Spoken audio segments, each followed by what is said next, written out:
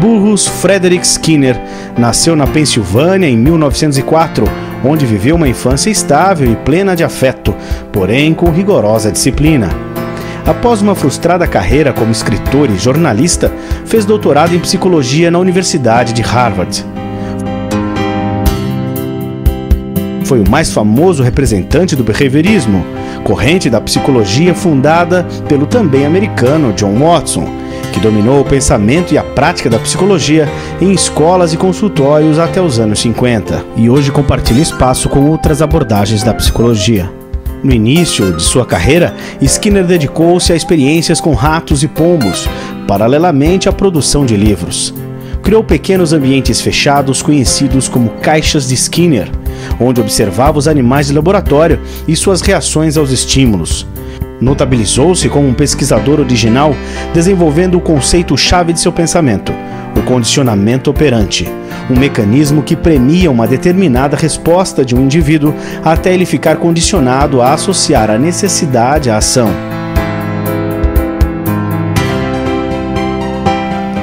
Em relação à educação, Skinner pregou a eficiência do reforço positivo, sendo contrário a punições e esquemas repressivos. Skinner rejeitou noções como a do livre-arbítrio e defendeu que todo comportamento é determinado pelo ambiente, embora a relação do indivíduo com o meio seja de interação e não passiva. Foi autor de trabalhos controversos nos quais defende o uso de técnicas psicológicas para a modificação do comportamento com o intuito de melhorar a sociedade e tornar o homem mais feliz. Faleceu em 1990. Ele, na verdade, traz uma concepção de homem, uma concepção de mundo que quase que inverte com a lógica tradicional da psicologia até o momento em que ele se apresenta. Skinner foi um dos 3 pensadores mais citados do século XX, ao lado de Freud e Piaget. Uma das razões pelas quais ele é bastante citado é porque ele foi bastante mal compreendido. Ele foi muito confundido com Watson, e Watson já teve um grande impacto porque ele propõe um estudo científico do homem. Enquanto o homem era considerado um ser divino, centro do universo, do mundo e da natureza, impossível de ser estudado cientificamente, vem Watson antes de Skinner e propõe, não, vamos tornar o comportamento humano um objeto de estudo científico. E o Skinner pega esse gancho de Watson. E aí ele é erroneamente confundido com Watson. O grande erro de confusão é que o Watson, ao propor esse estudo científico, ele diz o seguinte: olha, só vou estudar o que é observável. Não me interessa mais nada que não seja observável. Então ele reduziu o homem e ele criou a psicologia SR, Watson, estímulo-resposta.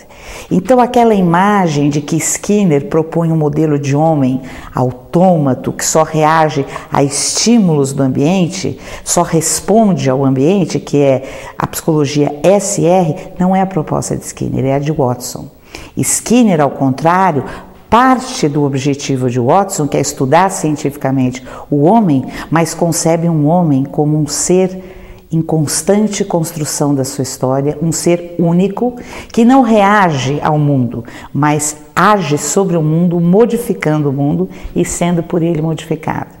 Então, o grande erro, a grande rejeição a Skinner, embora ele seja o psicólogo mais citado do século XX, ele é muito mal compreendido, porque as pessoas, no primeiro momento, o identificam com Watson, com psicologia SR, com a psicologia dos ratos, a psicologia do condicionamento respondente. Então, o homem é condicionado, o homem é como um rato, e não leem todo o resto e esquecem de ver a virada de mesa que Skinner faz em relação ao Watson. Ele diz: o homem não é o que o Watson propunha como um ser que reage a estímulos do meio ambiente e só na parte observável. Skinner diz: não, o homem modifica, como eu disse, o mundo é por ele modificado e ele é um ser em constante construção, um ser único. Então ele não reage só ao mundo, ele não é um autômato. E ele produz comportamento, ele se comporta, ele atua, modifica e é pelo mundo modificado. Um dos problemas que a gente tem que reconhecer é que ele começou estudando um ser muito querido chamado rato, né? Muito inferior ao ser humano. Mas por quê? Porque ele tinha uma preocupação, e aí, tal como Watson, de fazer um estudo científico do homem, né? E para isso ele usou o raciocínio da analogia. Ele tentou verificar, através de um ser muito inferior, que princípios de comportamento esse ser infra-humano poderia estar sensível, poderia ser demonstrado. E vamos verificar se esses princípios do comportamento demonstrados com um ser pequeno podem ser uma amostra, podem ser um modelo do que ocorre com alguns comportamentos do homem. Então, foi aí que Skinner, seguindo uma tradição de estudos científicos, faz estudos de laboratório com rato, onde ele descobre o princípio do reforçamento positivo.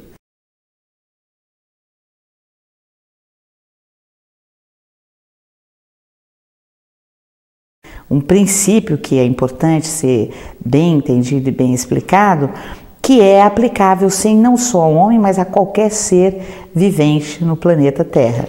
Ou seja, nós somos, enquanto seres vivos, sensíveis ao reforçamento. O que quer dizer isso? Nós somos sensíveis às consequências do nosso comportamento.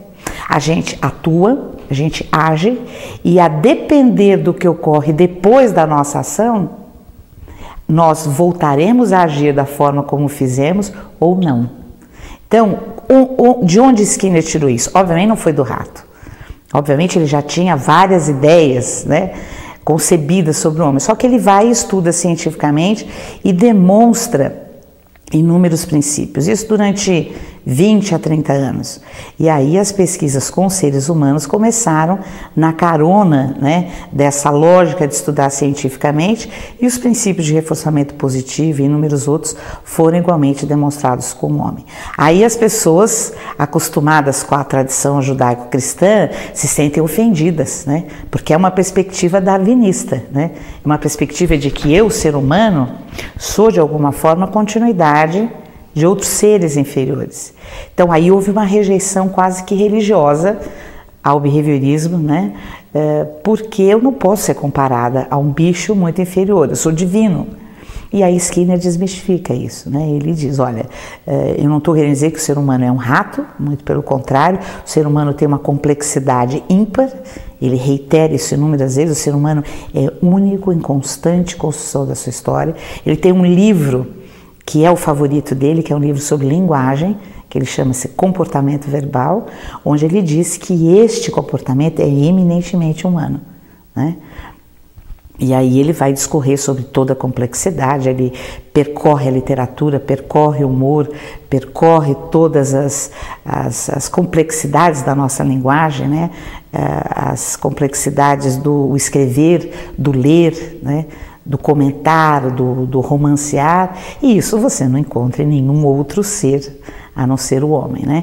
Skinner morreu em 1989, né? Ele publicou sua última obra chamada Questões Recentes do Behaviorismo, onde ele fala de utopia, onde ele fala de amor, onde ele fala de mitologia grega, né? Então, uma obra de um homem, né, que começa em 38 com ratos e termina com linguagem, com amor, com utopia, né, não pode ser reduzida ao que ele publicou em 38. Ao fazer os estudos iniciais, é que é uma diferença de quantidade e não de qualidade, no sentido de que nós não somos um ser alienígena e que tem princípios de comportamento radicalmente diferentes a outros seres. Nós somos sensíveis ao reforçamento positivo, nós somos seres que se adaptam à sua comunidade, ou seja, nós temos uma preocupação com a sobrevivência e por aí vai, né?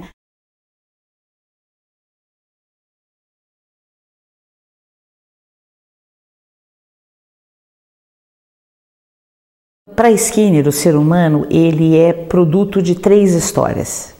A história filogenética, que é a história da sua espécie.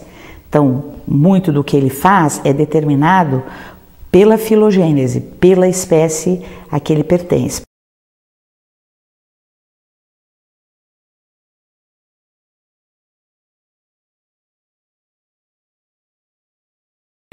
ontogenética, que é a história de vida individual de cada um,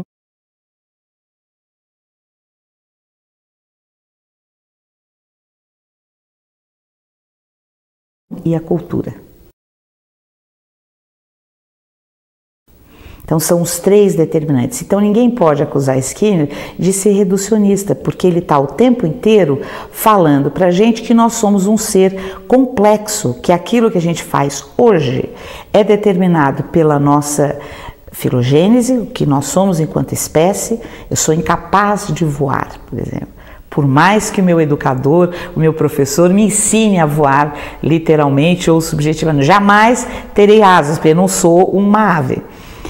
A ontogênese, que é como eu construo a minha vida, as minhas relações com meu pai, com a minha mãe, as minhas relações com os meus professores, as relações com os meus amiguinhos da infância, a minha ontogênese e a cultura.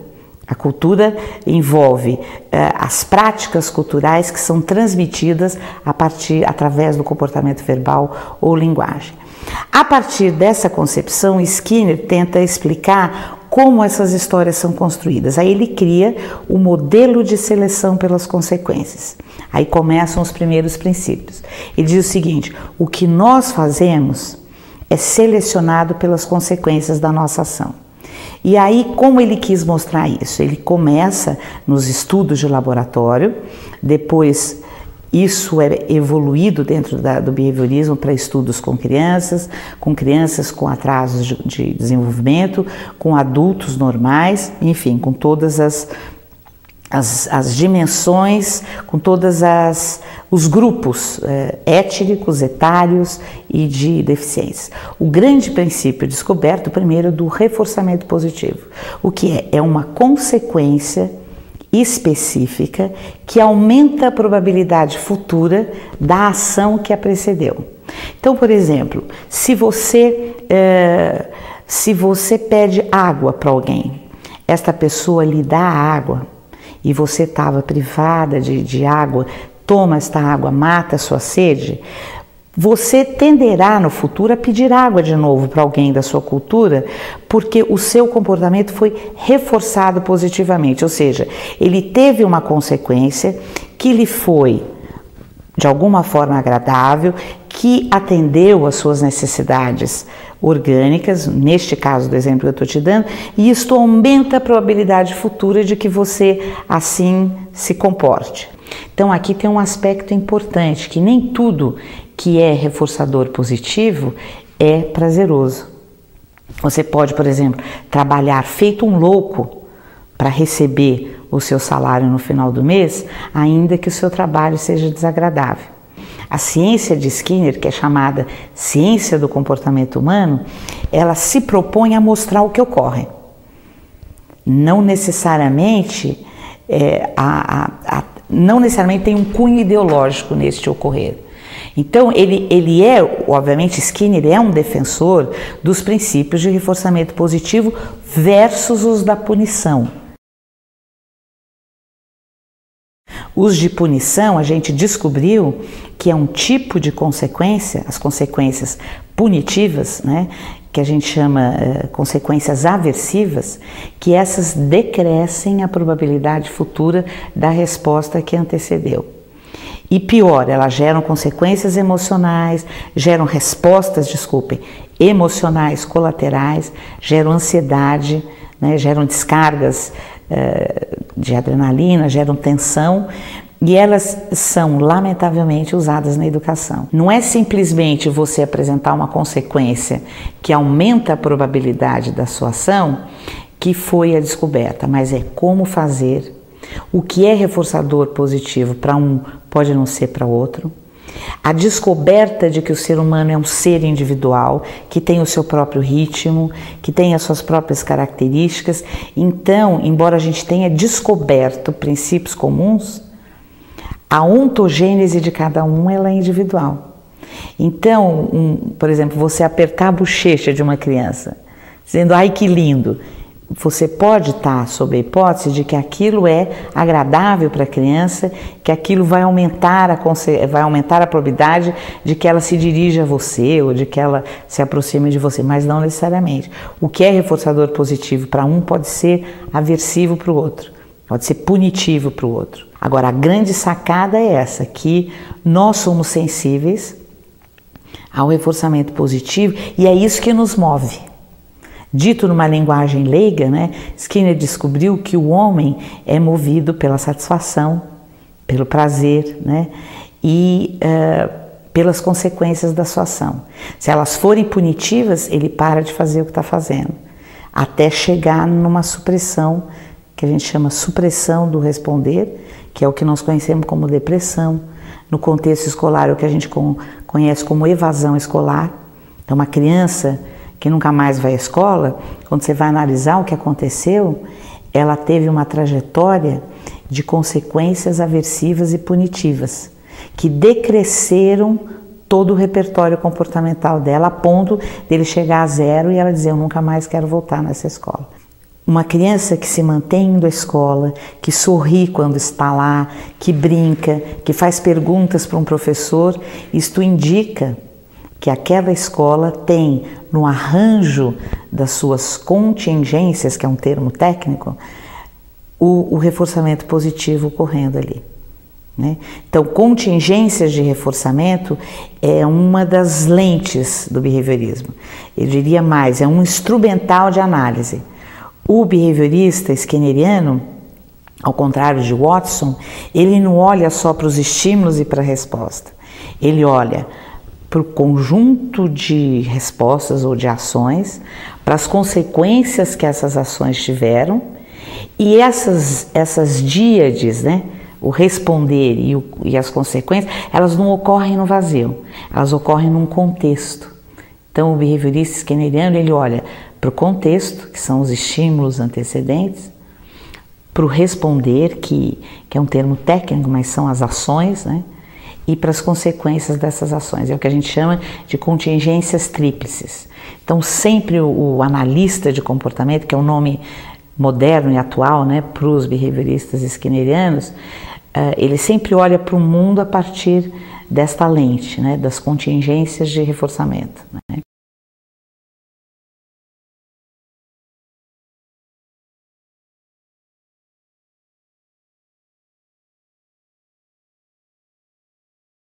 A aprendizagem é o grande foco, né, do behaviorismo skinneriano. Ele tem um grande livro chamado Tecnologia do Ensino, onde ele diz que uma das grandes descobertas da ciência do comportamento foram os princípios de aprendizagem, os princípios de comportamento que podem explicar o aprender. O que ele vai dizer é que, dadas condições adequadas, todo ser aprende. Não há aluno problema.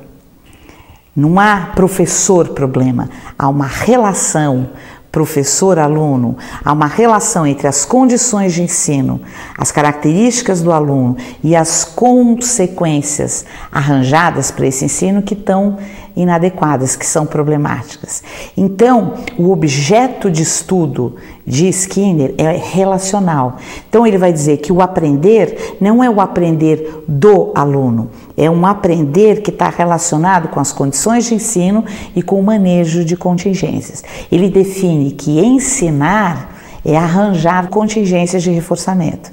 Então, o que ele vai dizer? Ele vai dizer que um ser, né, para que ele aprenda a ler, por exemplo, ele vai precisar de condições contextuais, que são as condições facilitadoras para que este ler ocorra e possa ser reforçado positivamente, possa ser incentivado, possa ter consequências naturais. Então aqui tem um detalhe importantíssimo, que não é um detalhe, é importância, né?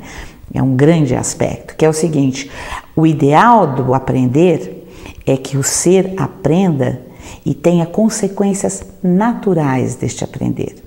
Então, quando eu recito uma poesia, né, eu aprendi a ler, por exemplo, já sou um alfabetizado, leio uma poesia e tenho um imenso prazer e leio aquela poesia em voz alta e imagino as coisas que eu estou lendo, a gente diz que este ser está emitindo, né, tem uma habilidade, né, cuja consequência é natural. É o prazer da informação, é o prazer de se ouvir, né, são as relações entre as palavras, as relações com as histórias da sua vida, é o que se chama de consequências naturais. E o ideal da educação é que você ensine habilidades cujas consequências sejam naturais, porque a hora em que as consequências naturais ocorrerem e forem positivas, elas se encarregarão de naturalmente manter aquele comportamento. E como que o professor faz isso? Então essa é a grande contribuição.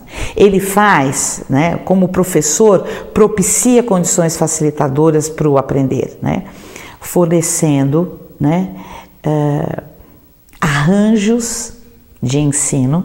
Então, uma das descobertas de Skinner foi a modelagem.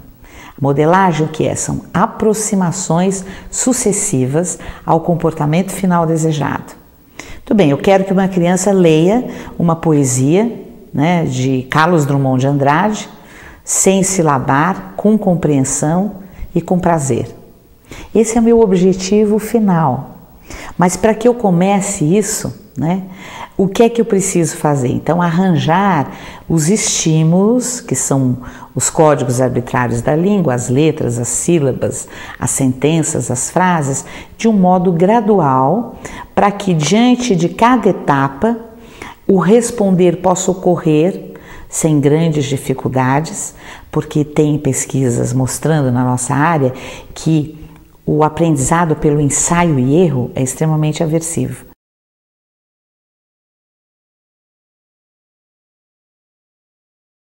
O errar, ao contrário do que outras abordagens defendem, o errar, ele pode ser importante para o educador, porque na hora que o aluno erra, o educador está percebendo o que ele não pegou, o que o educador precisa reiterar. Mas para o aluno, para o aprendiz, o errar é extremamente punitivo, é extremamente aversivo. E um ensino com muitos erros, com muita tentativa e erro, um ensino de alta complexidade, ele gera consequências aversivas. E ao gerar consequências aversivas, diminui a probabilidade das respostas. Então, ao contrário do que a escola clássica pregava, né? A escola clássica em termos, porque há muitas escolas hoje de São Paulo que você entra na escola, está escrito assim: é pelo caminho das pedras que se atinge o estrelato. Então, de novo, a nossa tradição judaico-cristã valoriza o sacrifício, valoriza a dor, valoriza a penalidade como uma coisa que tem mérito. E Skinner inverte todo esse raciocínio. Ele diz: o aprender tem que ser suave, gostoso, agradável e gradual. Então, se eu quero que um ser aprenda a ler, que é o exemplo que nós estamos aqui dando, vamos gradualmente, como se fosse, por exemplo, uma brincadeira, né? Uma criança, que é o ser que tem condições de começar a ler, em torno dos seus 5, 6 anos hoje em dia, né? Na hora em que ele está se expondo aos códigos arbitrários da língua, o que eu tenho que levar em conta? Que aquele código arbitrário, aquela letra A, que só tem sentido para mim e para você, que somos alfabetizados, mas não para aquela criança, qual é a função disso na vida dela? Na hora em que ela decifrar aquele código, ela vai ter acesso a inúmeras informações que ela não tem hoje. Então, é relevante para ela? Essa é uma das grandes perguntas que o behaviorista faz. O que eu quero ensinar é relevante para o meu aluno? Se sim, é relevante para a cultura? É relevante para que ele sobreviva? Então, vamos lá. Qual a forma de fazer? Gradual, que obtenha sempre consequências naturais e reforçadoras positivas. O que tecnicamente tem sido descoberto?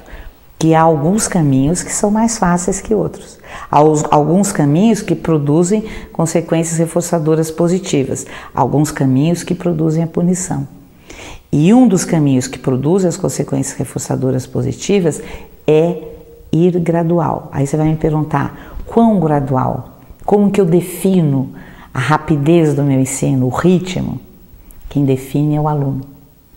Você propõe para ele uma atividade inicial, né? Experimenta. Skinner tem uma grande frase que é o seguinte: nunca tenha verdades eternas. Experimente sempre. Isso é uma frase famosa dele, né? Então ele era um cara extremamente aberto, né, às verdades descobertas pelo experimentar. O que não pode, e aí eu preciso fazer um parênteses, é você conceber que este aprender depende única e exclusivamente do ser que aprende e que depende única e exclusivamente de uma estrutura de mente. Skinner abandona esta concepção, negligencia, rejeita, condena e critica. Ele diz: a concepção de que o ser que aprende é o único responsável pelo seu aprender, que ele tem uma estrutura que o responsabiliza, é rejeitada por Skinner por uma coisa que ele chama de rejeição ao mentalismo, que é uma concepção clássica na psicologia de dizer que nós, seres, temos uma estrutura de mente que é a responsável por aquilo que fazemos. Skinner vai inverter essa concepção, ele vai dizer: não, somos um ser que tem uma filogênese, então a gente tem um cérebro, a gente tem uma bioquímica, a gente tem um organismo, mas o meu aprender dependerá da interface entre esta filogênese e as condições de ensino propiciadas pelo professor, pela escola. Se essas condições forem inadequadas, no sentido de que elas não são graduais, de que elas propiciam consequências aversivas, este ser não aprenderá. E não aprenderá não porque ele seja incapaz, mas porque as condições são inadequadas. Então a avaliação, ela assumiu um caráter na nossa escola eminentemente punitivo. E para o analista de comportamento, para Skinner, avaliar o aluno significa só verificar se aquilo que eu penso que eu ensinei de fato. Então é simplesmente isto, é mais uma etapa, e na concepção do ser que aprende, naquela concepção de que o ser que aprende é um ser único, em constante construção do seu aprender, né? Eu até brinco que Skinner é construtivista nesse aspecto, né? Porque ele entende que nós estamos o tempo inteiro construindo os nossos repertórios, né? Ad infinitum. Como o ser é único e constante construção do seu aprender e os ritmos são individuais, né? Esta avaliação, ela deveria ser contínua, porque você pode aprender num ritmo diferente do que eu. Quem diz que o aprender se dá em anos? Que eu tenho um ano para aprender a ler, aprender as operações fundamentais da matemática. Isso que estabeleceu foram códigos arbitrários das culturas, né? O Skinner, junto com o professor Fred Keller, eles criaram, a partir dos princípios comportamentais, o ensino individualizado. Aliás, Skinner foi um dos precursores do computador na educação, porque o ensino individualizado ele pode ser favorecido pelo computador.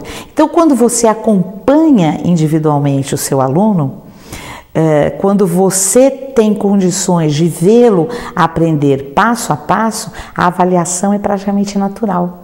Porque você está ali trabalhando, arranjando as condições de sala de aula, você propõe atividades em que você dá o feedback, você corrige, isso não é avaliação, você está ali no calor do ensino, e logo em seguida você dá uma situação para ele, análoga à que você trabalhou, e mede o desempenho dele sem necessariamente ter a sua correção, o seu feedback imediato.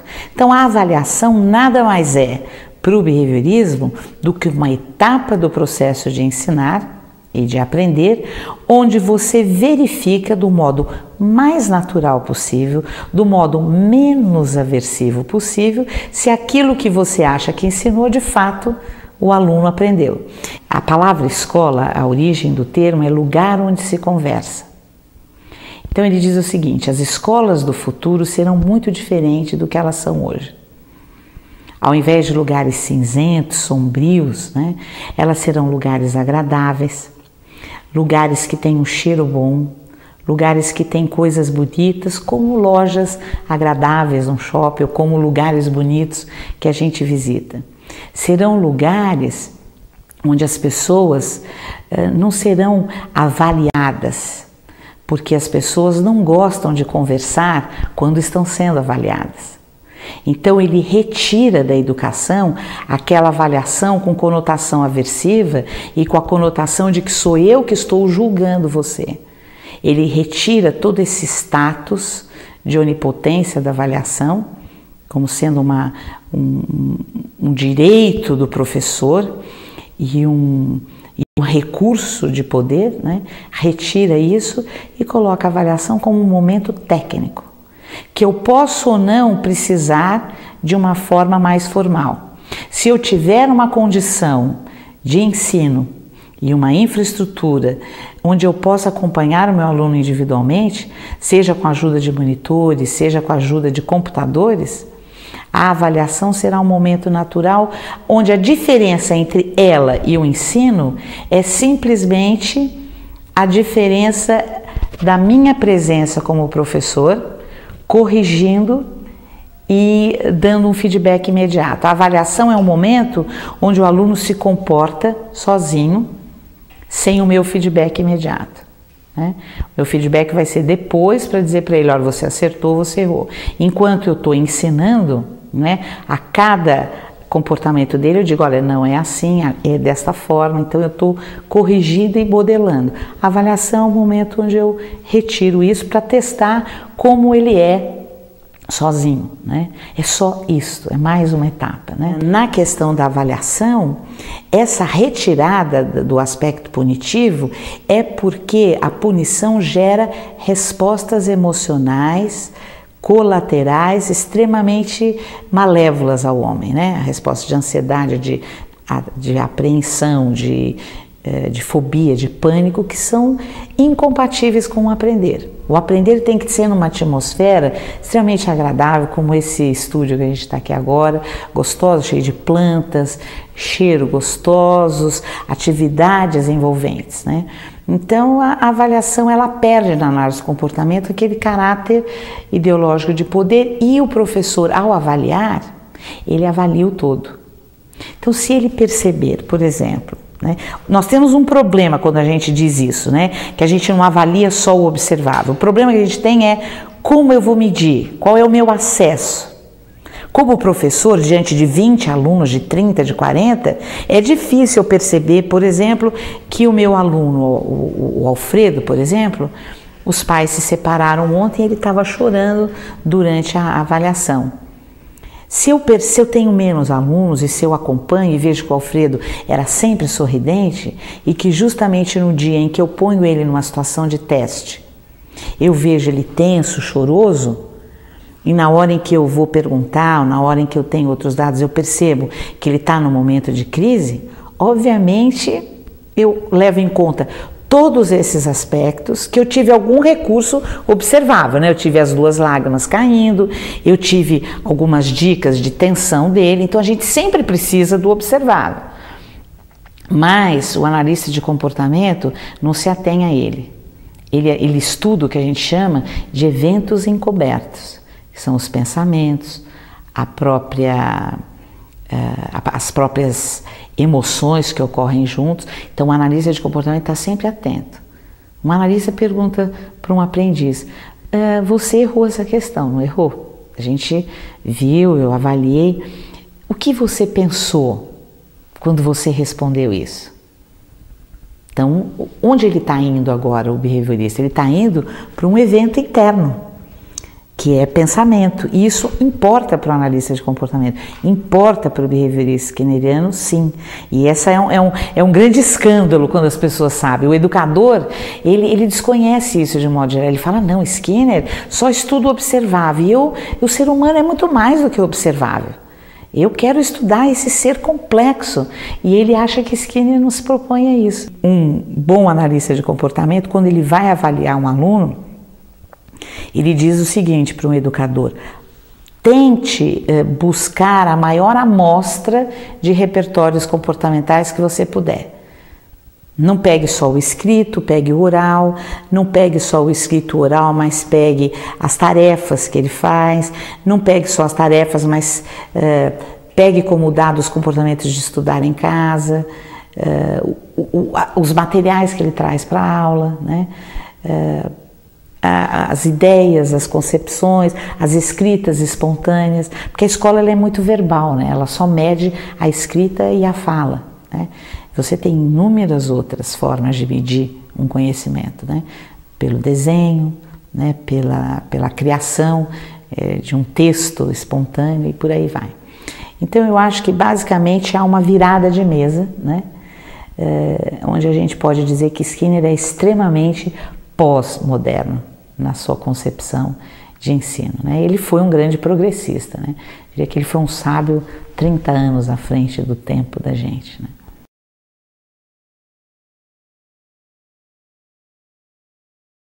Uma das grandes contribuições de Skinner, e aí junto com o seu grande companheiro Fred Keller, foi a proposta de que as melhores condições de ensino são aquelas que respeitam o ritmo individual do aluno, que é o chamado sistema individualizado, né? Esse sistema ele tem algumas características que são, a meu ver, importantes porque são coadunantes com todos os princípios skinnerianos. Primeiro, a questão de que cada aluno tem o seu aprendizado no seu próprio ritmo. A segunda característica, divida o curso em pequenas unidades, das mais simples às mais complexas, e só deixe que o aluno passe para a seguinte na medida em que ele atingir completamente os objetivos da anterior. Então é uma perspectiva de que o objetivo do meu ensino é o 100%. Se o aluno ainda não atingiu o objetivo, não tem por que ele passar adiante, né? E essa passagem ela é natural. Atingiu 100% na pequena primeira unidade, ele passa para a seguinte. Então, divida o seu curso em pequenas unidades, o aluno passa para a seguinte só na hora em que atinge os critérios da anterior. A questão da nota. Se o aluno passou, ele tem 10. Então, um princípio que está por trás é dê nota 10 a todos os seus alunos, porque o seu objetivo como professor, diz o ensino individualizado, não é separar o joio do trigo ou classificar as pessoas, mas é ensinar. Ou você ensinou ou não ensinou, né? Você não ensinou um pouco, se ensinou um pouco, então é porque ele ainda não atingiu o objetivo, então ele fica lá. Então dê nota 10 a todos os seus alunos, né?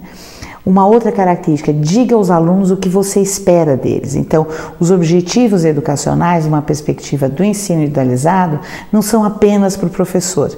Não é uma coisa escondida que só o professor sabe, só o diretor da escola sabe. O objetivo não é uma coisa que tem uma importância administrativa, ele tem uma importância didático-pedagógica e educacional. O aluno sabe o que se espera dele, né? Então não fica uma caixinha de surpresas o ensino.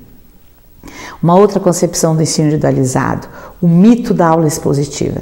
A aula expositiva é uma das piores condições de ensino.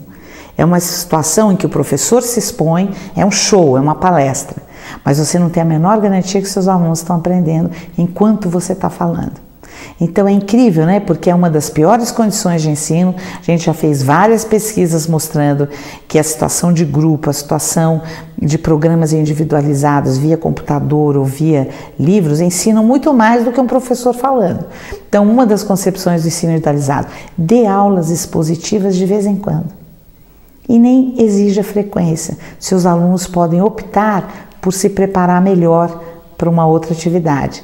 Então, dê aula expositiva, mas não espera. Divirta-se, mas não espere uma grande plateia.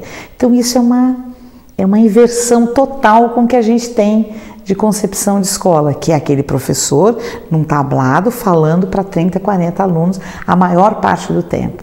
Na concepção de ensino individualizado, o aluno trabalha a maior parte do tempo num material cuidadosamente planejado por um professor que gastou inúmeras horas programando aquilo. Ao contrário daquele professor que rapidamente prepara o seu roteirinho, vai lá dar um show de 50 minutos, né? E o aluno depois tem que se virar sozinho para estudar para a prova. Então é uma inversão total, né? Uma inversão baseada no quê? Nas descobertas dos princípios. Sabe-se que se aprende melhor quando eu faço, quando eu penso, quando eu escrevo, quando eu discuto, quando eu falo, quando eu vejo, quando eu manipulo, quando eu faço, do que quando eu ouço simplesmente, né? Então, no ensino individualizado, as aulas expositivas são raras, mas a gente sabe que o aluno gosta de ouvir o professor. A gente sabe que ele precisa desse momento. O professor é um maestro. Então, uma outra característica do ensino individualizado: esteja sempre disponível, sempre, em todos os dias das suas aulas, esteja ali. Você e seus monitores, porque eles podem precisar de você. Então, o ensino individualizado, ele requer um material escrito, planejado. Ele requer situações de aplicação, requer situações planejadas com muito cuidado. E não dispensa a presença do professor, porque o ser humano é um ser social e ele gosta de aprender ao lado do outro. E gosta de aprender ao lado daquele que está preparado para ensinar, né? Então, esse ensino individualizado, ele foi criado na década de 70, né, baseado nos princípios. Ele teve um boom, foi aplicado no mundo todo. Hoje no Brasil a gente tem algumas universidades revivendo, a gente tem algumas adaptações desse ensino no ensino à distância. Os computadores são os grandes aliados da viabilidade deste ensino. Mas há um grande perigo, né? Há o perigo de isso ser entendido como professor não precisa mais, professor não tem mais o seu emprego, basta o aluno e uma tela de computador. Não é isto, né? O ensino individualizado, eu acabei de dizer, o professor tem que estar presente sempre. Para Skinner, né, a escola ideal é aquela em que o aluno é atraído por ela, não por receio e medo de ficar longe dela, mas porque nela ele encontra as mais fortes razões para se manter aprendendo, mesmo depois da escola. Então, para Skinner, né, a educação, ela é a chave de uma sociedade, porque é ela que vai fazer com que o aprendiz busque habilidades e aprenda habilidades que o tornem independente, crítico, consciente, autônomo, e que depois da escola institucionalizada se mantenha um ser que busque as informações ao longo de sua vida, que é a grande estratégia de sobrevivência e de uma vida em ascensão de felicidade e de sucesso profissional, não tenho a menor dúvida. Uma grande contribuição de Skinner foi a concepção da força que a educação tem. Ele concebe que nós, educadores, podemos compor o que ele chama de quarto poder, quarta força ou quarto estado, porque ele considera que os três existentes, que seriam a religião, a economia e a política, eles têm interesses que dizem respeito à sua sobrevivência imediata e não à sobrevivência da espécie. E que são apenas os educadores, os intelectuais, os cientistas, que por conhecerem a ciência do comportamento humano, por conhecerem o que move este ser humano, é que serão capazes de trabalhar para a sobrevivência e a manutenção da espécie humana.